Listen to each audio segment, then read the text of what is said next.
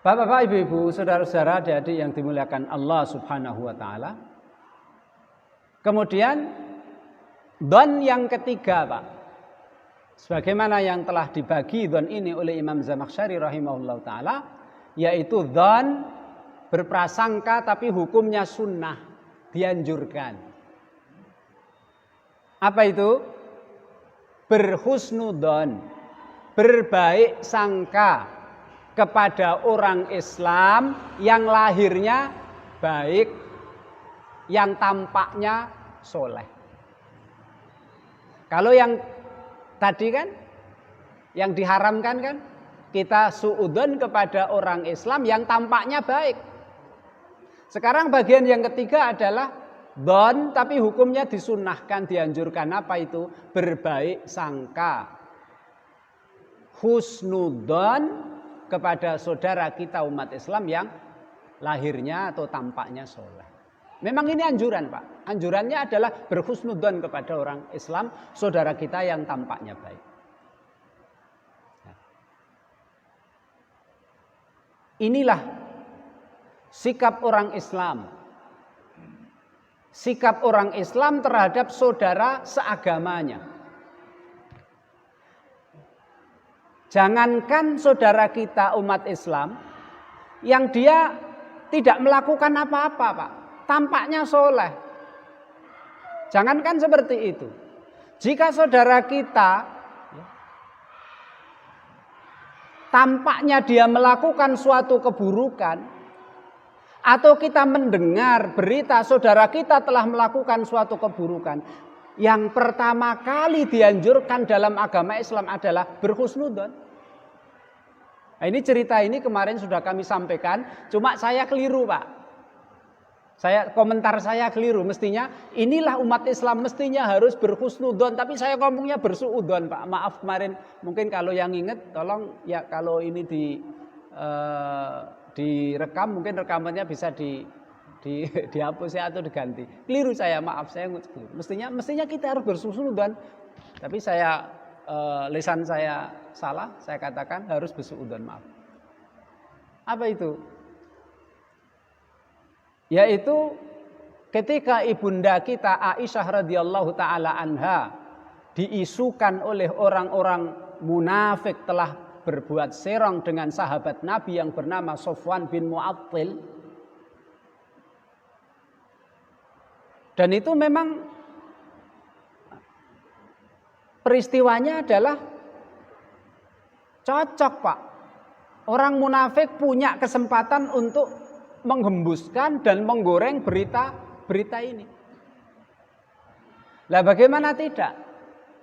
Tiba-tiba mereka melihat, orang-orang Islam melihat, ya, Sofwan bin Mu'attil nuntun kuda dari depan, dituntun kudanya, di belakangnya kudanya, di atas kudanya ibunda kita Aisyah radhiyallahu taala anha. Dari mana?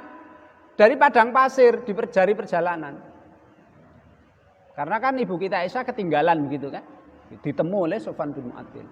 Nah, pemandangan itu ya, dilihat oleh orang-orang, baik yang orang Islam imannya kuat ataupun orang-orang munafik. Nah sudah, Pak, itu langsung digoreng oleh orang munafik. Dikabar-kabarkan, oh ternyata Aisyah, dikira Aisyah itu gini baik, gini ternyata. Itu orang munafik akhirnya disebar.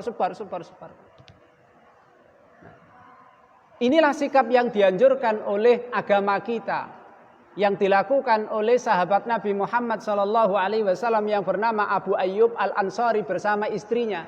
Istrinya siapa? Kalau suaminya Abu Ayyub, istrinya ya Ummu Ayyub saja, Pak, ya. Ummu Ayyub.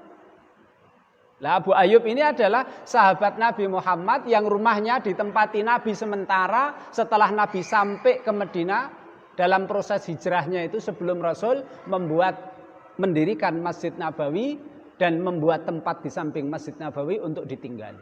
Beliau tinggal di rumahnya Abu Ayyub Ansari. Padahal sahabat-sahabat semuanya pada pingin, Pak, mempersilahkan, bahkan menarik-narik tali kekang unta Nabi Rasul, nginep rumah saya. Abu Ayyub enggak. Abu Ayyub pinter, Pak, saat itu. Dia tidak berebut narik kekang untanya Nabi, enggak. Bawaan Nabi, Pak. Orang musafir dulu kan bawaan begitu ya. Kalau zaman sekarang tas begitu. Dulu enggak ada tas, hanya kain diikat, dalamnya ada keperluan baju dan lain sebagainya. Itu bekal Nabi, bawaan Nabi itu diambil oleh Abu Ayyub Al-Ansari, Pak. Dia diem di belakang Nabi bawa itu terus. Yang lain-lain berebut narik tali kekang unta Nabi. Rasul, nginep rumah saya. Ya, akhirnya Rasul mengatakan, sudah, gini saja. Yang bawa bekal saya siapa? Tas saya siapa? Itu Abu Ayyub. Ya sudah, saya tinggal di rumahnya, Masya Allah. Abu Ayyub Al-Ansari. Kemudian setelah Abu Ayyub kabar ini tersebar di Medina, Abu Ayyub Al-Ansari bertanya kepada istrinya, wahai istriku, seandainya kamu jadi Aisyah, kamu ketinggalan terus ditemukan oleh sahabat Sofwan bin Mu'attal, kira-kira kamu berbuat serong enggak? Istrinya bilang, wahai suamiku, demi Allah saya enggak akan berbuat serong. Suaminya Abu Ayyub bilang, kalau kamu saja mengatakan pasti tidak berbuat serong, kalau begitu Ibunda Aisyah pasti tidak akan berbuat serong. Karena Ibunda Aisyah lebih solihah daripada kamu.